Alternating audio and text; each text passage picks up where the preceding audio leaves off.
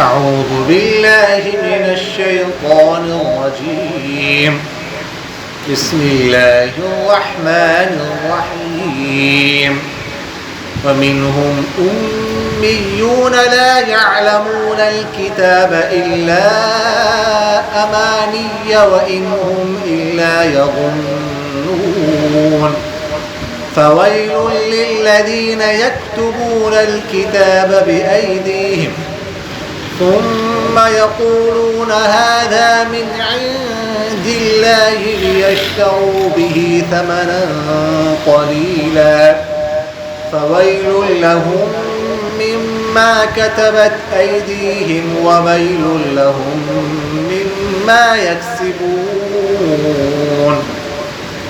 وقالوا لن تمسنا النار إلا أياما معدودة قل أتخذتم عند الله عهدا فلن يخلف الله عهده أم تقولون على الله ما لا تعلمون بلى من كسب سيئة وأحاطت به خطيئته فأولئك أصحاب النار هم فيها خالدون والذين آمنوا وعملوا الصالحات أولئك أصحاب الجنة هم فيها خالدون صدق الله العظيم. سورہ بقرہ آیت نمبر 78. ومنہم، اور ان میں سے بعض امیون ان پڑھ ہیں، لا یعلمون الکتاب، لا یعلمون نہیں جانتے، الکتاب کتاب، الا امانیہ مگر جھوٹی آرزویں یا بے بنیاد خیالات، وانہم اور نہیں ہے وہ لوگ، الا یظنون مگر گمان کرتے ہیں، فویل بس ہلاکت ہے، للذین ان لوگوں کے لیے، یکتبون جو لکھتے ہیں، الکتاب کتاب بایدیہم اپنے ہاتھوں سے، ثم پھر یقولون کہتے ہیں، ھذا یہ، من عند اللہ اللہ کی طرف سے ہے، لیشتروا تاکہ خرید لیں، بہ اس کے ساتھ، ثمنا قلیلا تھوڑی سی قیمت، فوائل بس ہلاکت ہے، لہم ان کے لیے، مما اس سے، کتب جو لکھا، ایدیہم ان کے ہاتھوں نے، وویل اور ہلاکت ہے، لہم ان کے لیے، مما اس سے، یکسبو جو کماتے ہیں، وقالوا اور کہتے ہیں، لن تمسنا کہ ہرگز نہیں چھوئے گی ہمیں، النار آگ، الا مگر ایام معدود دن کچھ گنتی کے، قل آپ کہہ دیجئے، اتخذتم کیا تم لوگوں نے بنا لیا، پکڑ لیا، بنا لیا ہے، عند اللہ اللہ کے عہد عہد، فلن یخلف اللہ کہ ہرگز یخلف خلاف ورزی کرے گا، ہرگز خلاف ورزی نہیں کرے گا، اللہ تعالی عہد اس عہد کے، ام یا تقولون تم کہتے ہو، علی اللہ اللہ پر، ما وہ کچھ، لا تعلمون جو تم جانتے ہو، بلا کیوں نہیں، من کسب سیئت، من کسب جس نے کمائی، سیئتا برائی، وحاطت بھی اور گھیر لیا اسے، خطیئتہ اس کے خطا نے، گناہ نے، فاولئک اصحاب النار تو یہی لوگ ہیں آگ والے، ہم فیہا خالدون اس میں ہمیشہ ہمیشہ رہنے والے ہوں گے، والذین اور وہ لوگ، آمنوا جو ایمان لا چکے ہیں، وعملوا اور عمل کیے ہیں انہوں نے، الصالحات نیک، اولئک یہی لوگ ہیں، اصحاب الجنہ جنت والے، ہم فیہا خالدون اس میں وہ ہمیشہ ہمیشہ رہنے والے ہوں گے۔ آپ حضرات کے ذہن میں ہوگا بنی اسرائیل کا ذکر چل رہا ہے، یہودیوں کا ذکر چل رہا ہے، آگے بھی آج بھی انہی کا ذکر ہوگا۔ پہلی آیت میں وَمِنْهُمْ أُمِّيُّونَ لَا يَعْلَمُونَ الْكِتَابَ، ان یہودیوں کا ذکر ہے جو ان پڑھ قسم کے لوگ، جو پڑھے لکھے نہیں تھے، تورات کو نہیں جانتے تھے، کتاب کو نہیں جانتے تھے، ان کا ذکر۔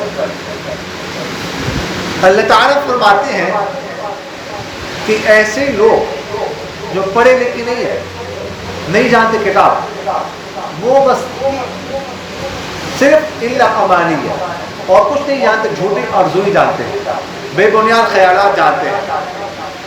یہ نہیں بس انہوں نے ذہن میں سوچا ہوا ہے کہ ہم نے جنت میں جانا ہے، ہم سے کوئی پوچھ گچھ نہیں، کوئی کسی کے بارے میں حساب و کتاب نہیں، بس ہم تو انبیاء کی نسل ہیں، بنی اسرائیل ہیں، انبیاء کی نسل ہیں، ہم سے کون پوچھ سکتا ہے؟ ہمیں تو پوچھنے کے بجائے قیامت کے پروٹوکول ملے گا کہ انبیاء کی اولاد ہے۔ تو اللہ تعالیٰ فرماتے ہیں یہ بے بنیاد قسم کے خیالات، یہ آرزوئیں، یہ ان کے ذہن میں ہے، بس انہم الا یظنون، وہ صرف گمان کرتے ہیں، بس روزانہ ذہن میں بلڈنگیں بناتے ہیں، بڑی بڑی اونچی اونچی، اور پھر گرا دیتے ہیں، ان کا اور کوئی کام۔ تو یہ پہلی آیت میں ان لوگوں، ان یہودیوں کا ذکر ہے جو ان پڑھ ہیں، پڑھے لکھے نہیں، بس اپنے بڑوں کے پاس جاتے ہیں جو ان کے مذہبی اسکالر ہیں، وہ انہوں نے کچھ بتا دیا ان کو، کچھ پٹی پڑھا دی ان کو، تو بس آگے ان کو کچھ پتہ ہے نہیں، بس وہ خیالات شروع کر دیتے۔ اس اگلی آیت میں فوائل للذین یکتمون الکتاب بأیدیہم، اس میں ان یہودیوں کا ذکر ہے جو پڑھے لکھے تھے، جو تورات کو جانتے تھے، تورات کو پڑھتے تھے، ان کا ذکر۔ ایک تو اس آیت کی شروع میں لفظ ہے ویل، ویل کا معنی ویسے تو ہم ہلاکت کرتے ہیں، لیکن یہ جہنم میں ایک جگہ کا نام فرماتے کہ جب جہنم میں کوئی پھینکا جائے گا تو نیچے گرتے گرتے سڑتا ہوا نیچے گرتے گرتے وائل میں پہنچے گا 70,000 سال لگے گا۔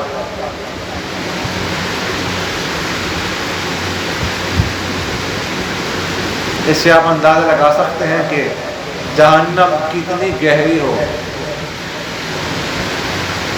کتنی وسیع ہو، کتنی بڑی ہو، اور طرح طرح کے عذاب ہوں۔ ظاہر ہے یہ ایک قسم کے عذاب نہیں ہوگا، مختلف قسم کے عذاب ہوں، گرمی کا عذاب الگ ہوگا، ٹھنڈا کا عذاب الگ ہوگا، کیا کچھ عذاب ہوگا۔ اللہ تعالیٰ سب کی حفاظت کرے۔ تو اللہ تعالیٰ فرماتے ہیں ان کے بارے میں فوائل، ان کے لیے ویل ہے، کن کے لیے؟ یکتبون الکتاب بأیدیہم ثم یقولون ھذا من عند اللہ لیشتروا بہ ثمنا قلیلا، جو لکھتے ہیں کتاب اپنے ہاتھوں سے اور پھر کہتے ہیں کہ یہ تو اللہ کی طرف سے ہے، تاکہ اس کے ذریعے سے تھوڑی سی قیمت خرید لو۔ یہ جو یہودی ہوتے تھے جن کا اس آیت میں یہ پڑھے لکھے لوگ، یہ کیا کرتے تھے؟ لوگ ان کے پاس آتے، یہ تورات لکھتے تھے ہاتھ سے، وہاں پر اس زمانے میں پریس مشین تو تھی نہیں کہ بس ایک ہی وقت میں ہزاروں نسخے چھپوا دیے، تقسیم کر دی. ظاہر ہے کہ ہاتھ سے لکھتے ہوتے تھے. تو یہ لوگ کیا کرتے تھے، تورات لکھتے تھے اپنے ہاتھوں سے، بیچتے تھے پھر لوگوں اور تورات لکھتے تھے، ساتھ ساتھ اپنی طرف سے بھی باتیں لکھتے تھے. پھر لوگ ان کے پاس آ کے نا رشوت دیتے ہوتے تھے. تو جس نے رشوت دی کچھ مال دے دیا، مولوی صاحب کی جیب جو ہے خوش کر دی، تو اس کو آسان سے اپنی طرف سے لکھ کے دیتے، آسان بات یہ لے. اور جس نے رشوت نہیں دی، پیسے نہیں دیے، اس کو مشکل حکم لکھ کے دیا. یہ کام کرتے ہیں. یعنی یہ لوگ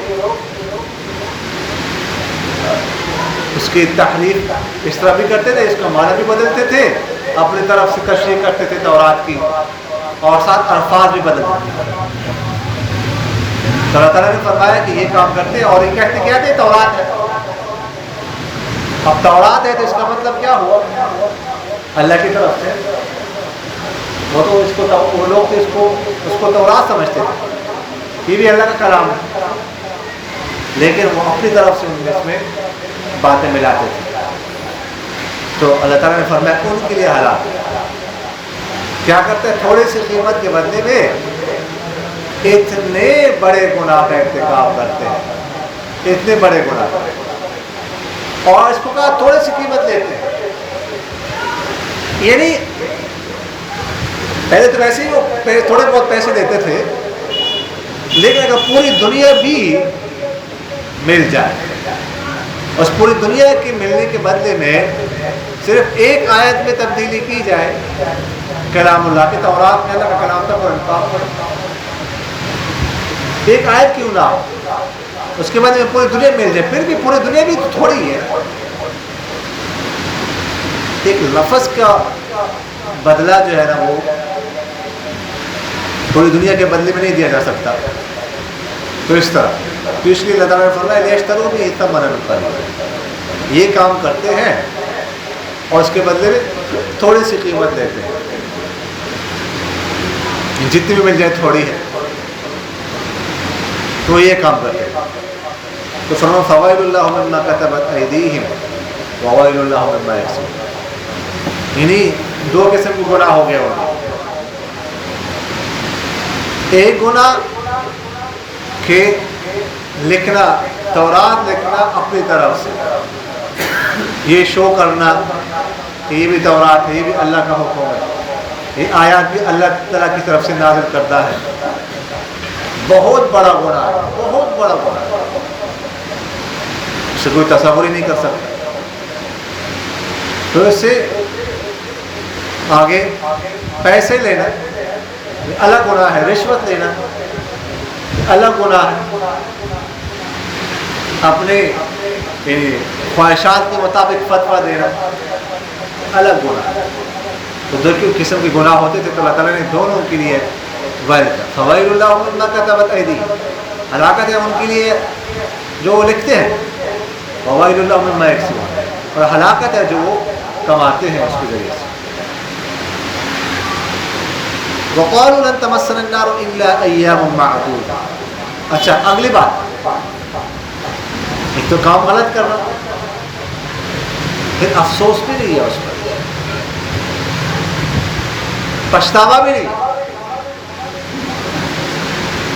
فخر. کہتے تھے کہ ہمیں تو آگ میں نہیں ڈالا جائے، ہرگز آگ نہیں چھوئی گی ہمیں مگر کچھ دے، بس اس کے علاوہ نہیں. وہ فرمایا کرتے تھے نحن ابناء اللہ واحباؤہ، کہ ہم تو اللہ کی اولاد میں سے، اللہ کے اہل و عیال میں سے ہیں، واحباؤہ، اور ہم تو اللہ کے محبوب ترین لوگ ہیں. انبیاء کے اولاد، یہ شیطان جس کو پٹی پڑھا دے،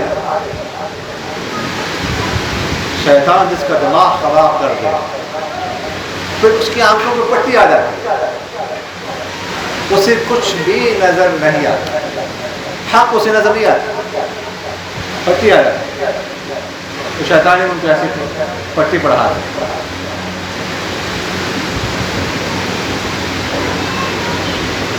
تو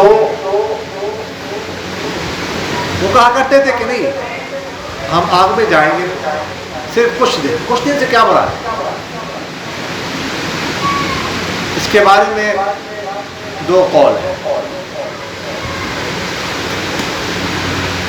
ایک تو قول وہ یہ ہے کہ وہ کہتے تھے کہ دنیا کی عمر 7,000 سال ہے، 7,000 سال۔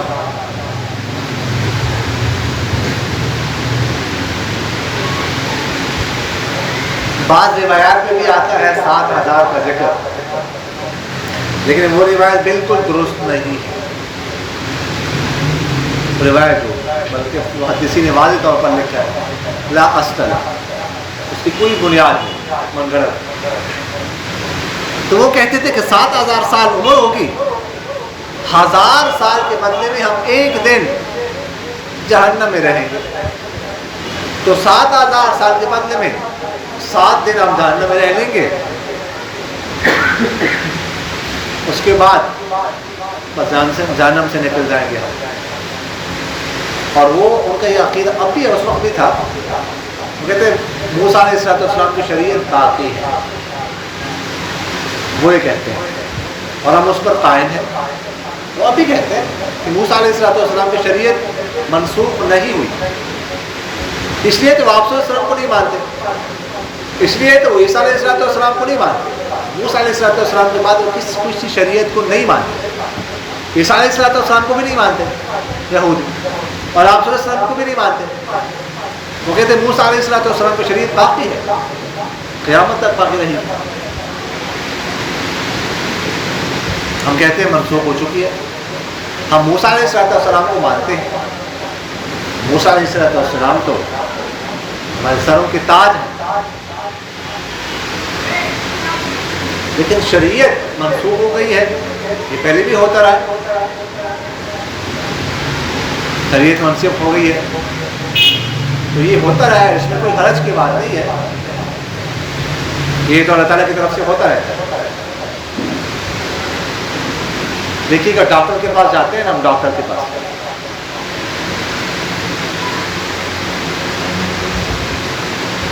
تو آپ کو ایک مرض ہے، ڈاکٹر کے پاس چلے گئے، وہ آپ کو دوائی لکھ کے دیتے ہیں، میڈیسن تجویز کرتا ہے۔ دوسری وقت میں جائیں آپ، ہو سکتے ہیں وہی بیماری آپ کو، لیکن آپ کو کوئی دوسری میڈیسن لکھ کے دے گا۔ کیوں؟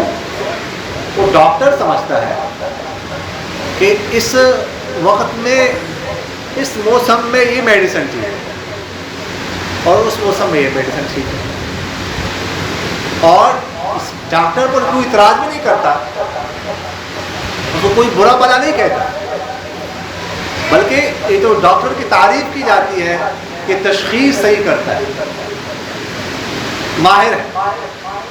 اگر ایک ہی دوائی دے سب کو تو وہ کہتا ہے اس کو بس ایک ہی دوائی آتی ہے نا، اور کچھ نہیں۔ وہ جو اس طرح کرتے ہیں بدل کے، تو اور ہو سکتا ہے کہ ایک شخص جائے ایک بیماری بتائے، کچھ میڈیسن لکھ کے، دوسرا شخص ہے وہی بیماری بتائے تو اور میڈیسن لکھ کے، بیماری میڈیسن بدل گئی۔ کیوں؟ وہ دیکھتے ہیں جیسے طبیب دیکھتے ہیں نا، حکیم، کہ بدن میں کیا ہے، خشکی ہے کہ نہیں ہے، کون سی دوائی موافق ہے، یہ ہوتا رہتا ہے، اس میں کوئی بری بات نہیں ہے۔ اسی طرح اللہ تعالیٰ پہلے بھی اس طرح کرتے رہے، شریعت منسوخ کرتے رہے، کچھ احکام ہیں وقت گزرنے کے ساتھ، اور اس وقت یہ نہیں ہے کہ اللہ تعالیٰ کو نعوذ باللہ کوئی علم نہیں تھا، اللہ تعالیٰ سے کوئی غلطی ہو گئی، پہلے جو شریعت نازل کی تھی وہ غلط تھی، نعوذ باللہ، اب اللہ تعالیٰ کو غلطی کا احساس ہو گیا، نئی شریعت نازل کی، یہ بات نہیں ہے۔ حالات کے مطابق، لوگوں کے مطابق شریعت نازل ہوتی رہتی ہے، منسوخ ہوتی رہتی ہے۔ موسیٰ علیہ السلام سے پہلے بھی ہوا، ان کے بعد بھی ہوا، لیکن وہ اس بات کو نہیں مانتے۔ وہ کہتے ہیں موسیٰ علیہ السلام کی شریعت منسوخ نہیں ہو، ابھی اسی پر قائم۔ تو وہ ایک قول کہ چند دن رہیں گے، میں نے آپ سے عرض کیا کہ چند دن سے مراد ان کے 7 دن، یہ 1000 سال کے بدلے میں صرف ایک دن، یہ خود وہ کہا کرتے تھے۔ دوسرا قول چند دن سے مراد یہ ہے کہ وہ کہتے تھے کہ ہم صرف 40 دن جہنم میں رہیں گے، بس پھر ہم نکل جائیں گے۔ ہمارے بارے میں کہتے تھے یہ مسلمان رہیں گے بس جہنم میں، نعوذ باللہ۔ 40 دن کیوں رہیں گے؟ وہ کہتے تھے اس لیے کہ وہ جو کوہ طور پہ اللہ تعالیٰ نے موسیٰ علیہ السلام کو بلایا تھا کہ تورات دینے کے لیے، موسیٰ علیہ السلام کوہ طور پہ چلے گئے، پہلے 30 دن کا ہمارا تھا، 30 راتوں کا، پھر 10 اور بڑھا دیں، 40 دن گزارے تورات دینے کے لیے، ادھر اعتکاف کریں۔ تو موسیٰ علیہ السلام جب باہر چلے گئے تو یہاں پر بنی اسرائیل نے بچھڑے کی عبادت شروع کر دی۔ تو وہ کہتے تھے کہ ہمارے آباء و اجداد نے جو 40 دن بچھڑے کی عبادت کی تھی، اس کے بدلے میں تو ہم 40 دن آگ میں جلیں گے، بس پھر بات ختم ہو گئی، اس کی بات نہیں، یہ کہا کرتے۔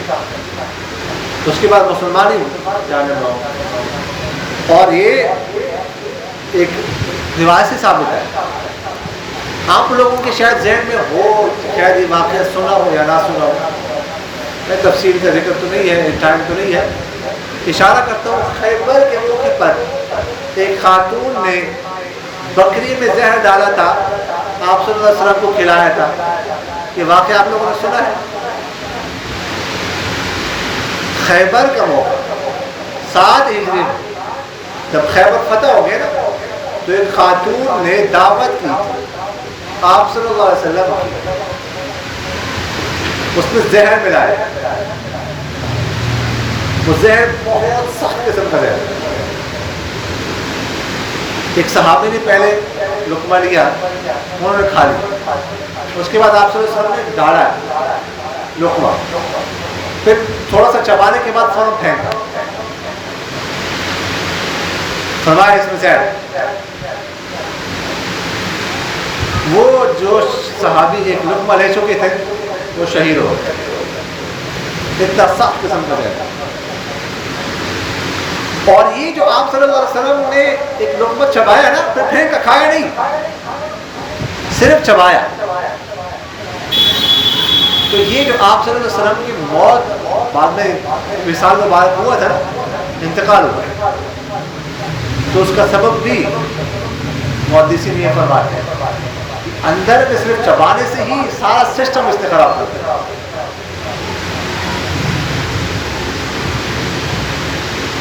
اتنا سخت قسم کا ہے، تکلیف آپ سے سب بعد میں محسوس کرتے ہیں، حتیٰ کہ انتقال کا سبب بن گیا، اتنا سخت قسم کا ہے۔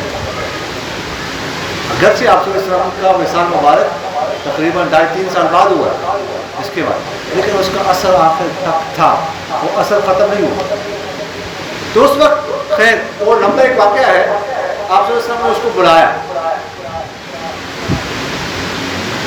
آپ نے کیا، اس نے اعتراف کیا، میں نے کہا زہر ڈالا میں، اس نے کہا میں دیکھنا چاہتی تھی اگر آپ باقی اللہ کے سچے پیغمبر ہیں تو اللہ آپ کو بتا دیں گے، اگر نہیں ہے تو ہماری جان چھوٹ جائے گی آپ۔ اس نے کچھ سوالات کیے آپ صلی اللہ علیہ وسلم اس خاتون سے۔ اس میں ایک بات یہ بھی تھی کہ آپ صلی اللہ علیہ وسلم نے فرمایا دوزخی کون ہے؟ تو وہ کہنے لگی ہم تو صرف کچھ دن دوزخ میں رہیں گے، جو قرآن پاک ہے، پھر تم لوگ چلے جاؤ۔ آپ صلی اللہ علیہ وسلم کو سامنے کہا جہنم میں تم لوگ جاؤ، آپ صلی اللہ علیہ وسلم نے فرمایا لعنت ہو تم پر، ایسا نہیں ہو سکتا کہ تم نکل جاؤ گے ہم چلے جاؤ، نہیں، جہنم تمہارے لیے، جہنم تمہارے لیے بنی ہے۔ تو یہ ایام معدودات سے مراد کہ وہ جو 40 دن انہوں نے عبادت کی تھی نا، تو اس کے بدلے میں بس صرف ہم ہیں بس۔ اچھا، اب بڑی عجیب سی منطق ہے کہ گناہ تو کرے ان کے آباء و اجداد اور جہنم میں جائے یہ لوگ۔ قرآن پاک میں اللہ تعالیٰ فرماتے ہیں لا تزر وازرۃ وزر اخری، کہ کوئی نفس کسی دوسری نفس کا بوجھ نہیں اٹھائے گا۔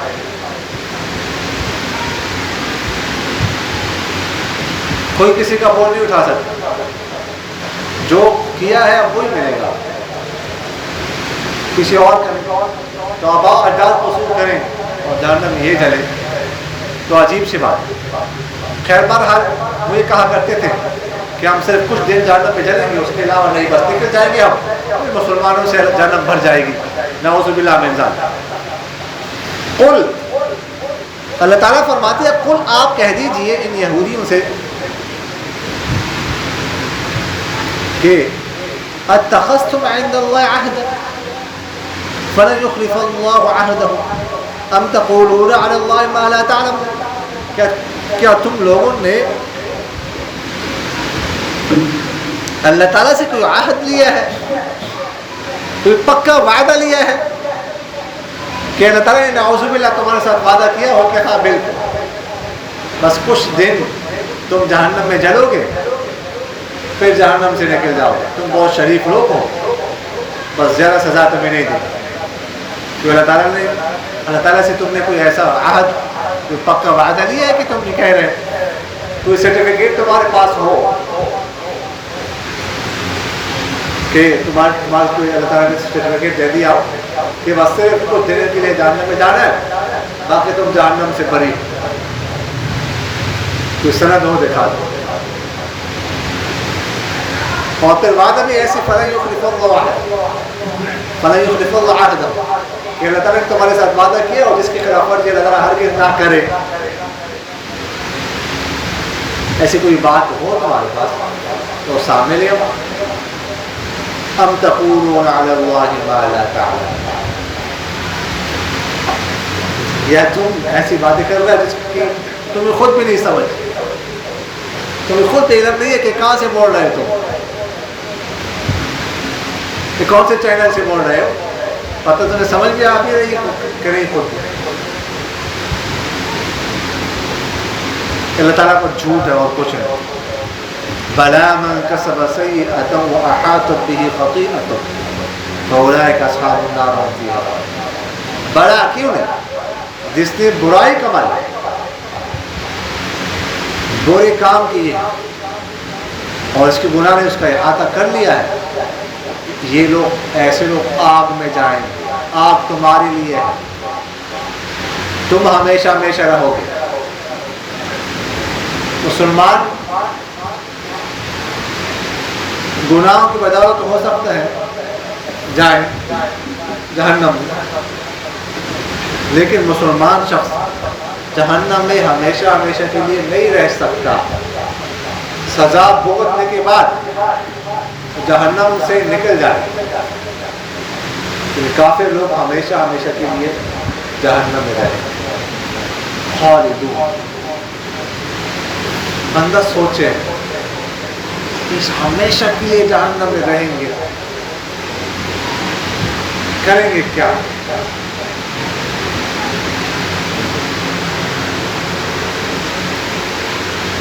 تو حاجی عبدالوہاب صاحب رحمۃ اللہ علیہ کے ایک خادم بتا رہے تھے، تو کہا کرتے تھے کہ اگر رات کو 2 بجے میری آنکھ کھل جائے اور میرے ذہن میں بات آ جائے کہ کافر ہمیشہ کے لیے جہنم میں رہے گا، تو میری نیند اڑ جاتی ہے، نیند مجھے نہیں آتی،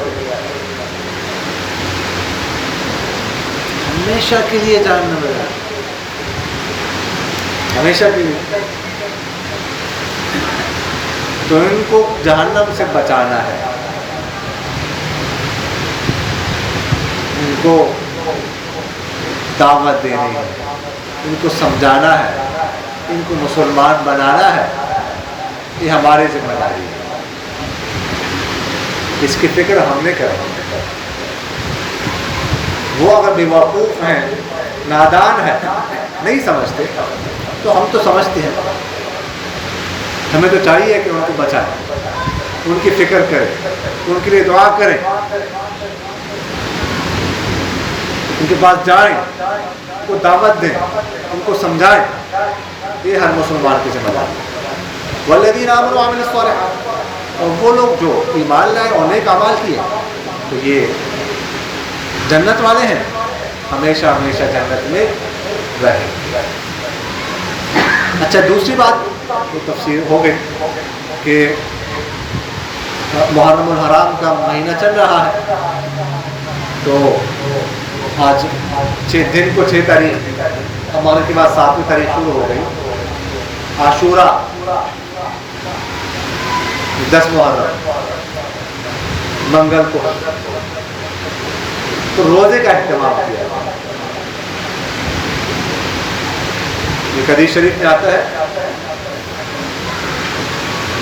سمرہ بن جندب رضی اللہ تعالیٰ عنہ فرماتے ہیں کہ سرکار دو عالم صلی اللہ علیہ وسلم ہمیں عاشورہ کے دن کا حکم کرتے تھے، روزے کا ہمیں برانگیختہ کرتے تھے، وہ بھاتے تھے کہ تم یہ رکھو، اور تاکید فرماتے ہیں. پھر جب رمضان مبارک کا کہ روزے فرض ہو گئے تو پھر آپ صلی اللہ علیہ وسلم نے نہ ہمیں حکم دیا عاشورہ کے دن کا، نہ منع فرمایا، نہ تاکید فرمایا. پہلے 10 محرم کا روزہ فرض تھا، ٹھیک ہے، پھر رمضان کے روزے فرض ہو گئے تو اس فرضیت ختم ہو گئی، لیکن سنت اب بھی ہے، مسنون اب بھی ہے. ایک حدیث شریف میں آتا ہے، سرکار دو عالم صلی اللہ علیہ وسلم نے ارشاد فرمایا کہ جو شخص 10 محرم کا روزہ رکھے تو وہ ایک روزہ پچھلے 1 سال کے گناہوں کا کفارہ بن جاتا ہے. اس کی وجہ سے پچھلے 1 سال کے گناہ معاف ہو جاتے ہیں. اور اس کے ساتھ ایک اور دن بھی بڑھانا چاہیے، 9 تاریخ یا 11 تاریخ، اس لیے کہ آپ صلی اللہ علیہ وسلم اس دن روزہ یہودی رکھتے تھے. تو آپ صلی اللہ علیہ وسلم نے ان سے پوچھا کہ تم روزہ کیوں رکھتے ہوئے تھے 10 محرم؟ تو انہوں نے کہا کہ اس دن یہ عظیم دن ہے، عظمت والا دن ہے. اس دن اللہ تعالیٰ نے موسیٰ علیہ السلام کو نجات دی تھی فرعون سے، فرعون کو غرق کر دیا تھا. اس خوشی میں ہم روزہ رکھتے ہیں. تو سرکار عالم صلی اللہ علیہ وسلم نے فرمایا کہ آپ سے زیادہ تو ہم موسیٰ علیہ السلام کے حقدار ہیں، ہم رکھیں گے. اور فرمایا آپ صلی اللہ علیہ وسلم نے ایک حدیث میں کہ اگلے سال اگر میں زندہ رہا تو لأصومن التاسع، تو 9 تاریخ کا روزہ بھی رکھوں گا 10ویں کے ساتھ. بعض روایت میں 11ویں تاریخ کا بھی ذکر ہے کہ 10ویں کے ساتھ 11ویں کا بھی رکھوں گا. تو کیوں فرمایا؟ یہود رکھتے تھے 1 دن کا روزہ، تو سرکار دو عالم صلی اللہ علیہ وسلم نے فرمایا کہ ہم 2 دن کا روزہ رکھیں گے تاکہ یہودیت کی مخالفت ہو جائے.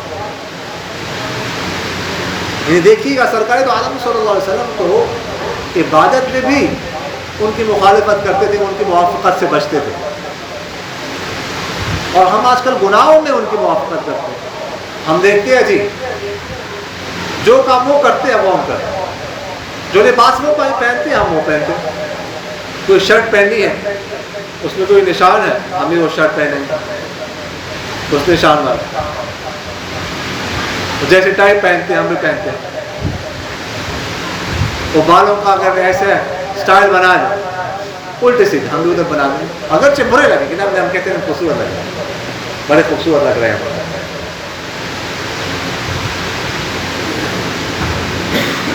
یہ ذہنی غلامی ہے. آپ صلی اللہ علیہ وسلم تو عبادت میں بھی ان کی موافقت نہیں کرتے، ہم گناہ میں کرتے ہیں. اور دیکھیے گا جس کی مشابہت اختیار کی جاتی ہے وہ گویا کہ اس کے ساتھ دلی لگاؤ ہوتا ہے. دشمن کی مشابہت کیوں نہیں کرتا اختیار کہ دشمن ایسا کرتا ہے میرا میں بھی ویسے ہی کروں گا، کوئی کرتا ہے نہیں. اسے معلوم ہو کہ ہمارا دلی لگاؤ ان کے ساتھ ہے، وہ ہمارے پیچھے پڑے ہوئے، وہ مارنے پر تلے ہوئے، نقصان پہنچانے پر تلے ہوئے، ہمارے خون کی پیاسے ہیں. لیکن ہمیں ان کے ساتھ قلبی لگاؤ، ان کی مشابہت اختیار کرتے ہیں اور اس پر فخر محسوس کرتے ہیں. اس سے بچنا انتہائی ضروری ہے. تو روزے کا اہتمام کیا جائے، موسم بھی بہتر ہے، زیادہ گرم نہیں ہے، روزہ رکھا جائے، دعاؤں کا اہتمام کیا جائے. اور ویسے بھی جتنے لوگ انتقال کر چکے ہیں ان سب کے لیے سارے ثواب و دعا کا اہتمام ہو. لیکن خاص طور پر شہدائے کربلا کی دعا، شہدائے کربلا کی دعا کا اہتمام ہے. یہ سارے ثواب کیے تھے، وہ ہمارے شہداء ہیں، انہوں نے عظیم قربانی دی ہے، ہم اس کا انکار نہیں کرتے. ہمارے شہداء ہیں، اس کا تو کوئی انکار نہیں کر سکتا. ہم ان کو مانتے ہیں. کون کہتا ہے ہم اقرار کرتے ہیں؟ ممکن ہی نہیں ہے، کیسے ہو سکتا ہے؟ ہمیں ان سے قلبی لگاؤ ہے. اہل بیت سے کوئی بغض رکھ سکتا ہے؟ کوئی نفرت کر سکتا ہے؟ ایسا کوئی کرتا ہے تو اس کا تو ایمان خطرے میں ہے، ممکن ہی نہیں ہے. لیکن ہم ان کے لیے وہ کام کر لیں گے جس میں ان کا فائدہ ہے. ان کے لیے سارے ثواب کریں گے، ان کے لیے دعا کریں گے، ان کے درجات کی بلندی کے لیے دعا کریں گے، اور ان کے ساتھ ہمارا حشر ہو جائے اس پر فخر محسوس کریں. سمجھ آگے کہ نہیں آئے؟ تو اس لیے روزوں کا اہتمام. اور دوسری بات ہے، ایک ضعیف روایت میں ہے، روایت قوی نہیں ہے، ضعیف ہے لیکن بہرحال ہے، کہ اس دن جو گھر والوں پر خرچ کر دے گا، مالی فراوانی کرے، اچھا کھلائے پلائے، تو اللہ تعالیٰ سارا سال اس وقت مالی فراوانی فرمائیں گے، اس پہ برکت عطا فرمائیں گے. سارا سال اللہ تعالیٰ اچھا کھلائیں گے اس کو. تو حسب استطاعت گھر والوں پر اگر استطاعت ہو تو اس دن اچھا پلایا جائے. لیکن حسب استطاعت ایسا نہ ہو کہ قرض دینا شروع کر دے تو یہ نہیں کہا. استطاعت ہے تو کرو، استطاعت ہے تو نہ کرو، ضروری نہیں ہے. استطاعت ہے تو بڑھ کر عام معمول جو عام روٹین ہے اس سے زیادہ کرو خرچ. ویسے بھی جو اولاد پر خرچ کیا جائے نا وہ صدقہ ہے، بہترین صدقہ ہے. تو صدقے کی نیت کرو، ساتھ یہ سارے ثواب کی بھی نیت کرو. بے شک شہدائے کربلا کے لیے سارے ثواب کی نیت کرو، دعا کرو. تو عاشورہ کے دن روزے کا اہتمام کریں، کھانے پینے کا اہتمام کریں، دعا کا اہتمام کریں، ذکر کا اہتمام کریں، تلاوت کا اہتمام کریں، نوافل کا اہتمام کریں. قیمتی دن ہے، اس کو ضائع نہ کیجیے. اللہ تعالیٰ عمل کرنے کی توفیق نصیب فرمائے. ہاں جی کیجیے گا. ہاں جی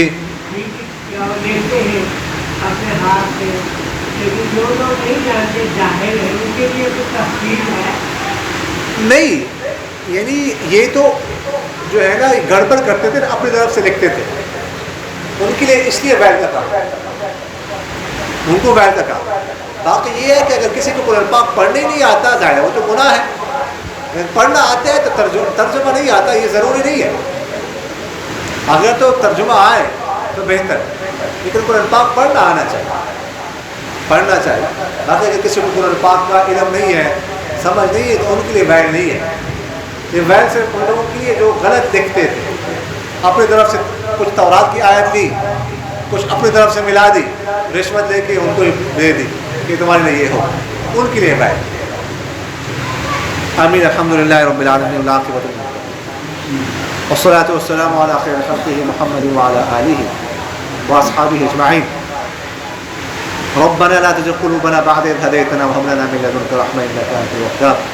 اللهم حبب إلينا الإيمان وزينه في قلوبنا وكره إلينا الكفر والفسوق والعصيان واجعلنا من الراشدين وجعلنا من المتقين وجعلنا من الفائزين وجعلنا من المهتدين وجعلنا من الصادقين وجعلنا من الصابرين وجعلنا من المنفقين وجعلنا من المستغفرين وجعلنا من ورثة جنة النعيم وجعلنا لنا صنعة في الآخرين.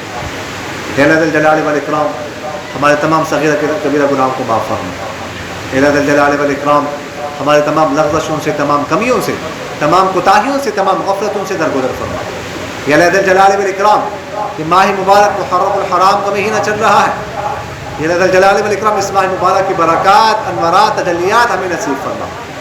یا اللہ ذی الجلال والاکرام اس ماہ مبارک میں ہمیں نیک کام کرنے کی توفیق نصیب فرما، گناہوں سے بچنے کی توفیق نصیب فرما. یا اللہ ذی الجلال والاکرام ہمیں نیک کام کرنے کی توفیق عطا فرما، گناہوں سے بچنے کی توفیق عطا فرما. ہمیں اپنے حقوق ادا کرنے کی توفیق نصیب فرما، اپنی مخلوق کے حقوق ادا کرنے کی توفیق نصیب فرما. یا اللہ ذی الجلال والاکرام ہمیں اپنی مخلوق کے شرور سے محفوظ فرما، اپنے اعضاء کے شرور سے محفوظ فرما. سبحان ربک رب العزة عما یصفون وسلام علی المرسلین والحمد للہ رب العالمین. آمین یا رب العالمین برحمتک.